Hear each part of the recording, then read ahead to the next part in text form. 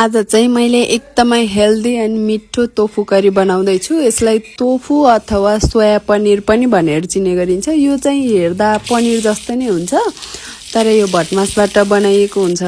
यो यसमा चाहिँ भरपूर मात्रामा प्रोटिन फाइबर पाइने भएकाले जो भेजिटेरियन हुनुहुन्छ उहाँहरूको लागि त एकदमै बेस्ट नै हुन्छ। नन भेजिटेरियनहरूले नि मजाले खान सक्नुहुनेछ।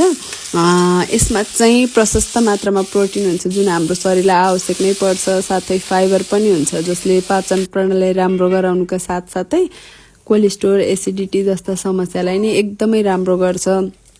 यसमा चाहिँ एन्टिअक्सिडेन्ट पनि हुने भएकाले हाम्रो छाला कपाललाई एकदमै राम्रो गराउँछ।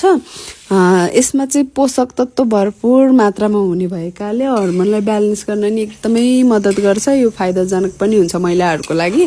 यो चाहिँ सर्वगुण सम्पन्न हुने भएकाले बच्चादेखि वृद्धसम्म सबैलाई दिन नि सक्नुहुनेछ। यसलाई चाहिँ तारेर फ्राई गरेर वा हजुरहरूलाई जसरी मनपर्छ त्यसरी लिन सक्नुहुनेछ। मैले चाहिँ आज यसरी करी बनाएको छु, हजुरहरूलाई भिडियोमा सबै देखाएको छु। हजुरहरूले पनि ट्राई गर्नु होला, एकदमै मिठो हुन्छ है त। Thank you for watching.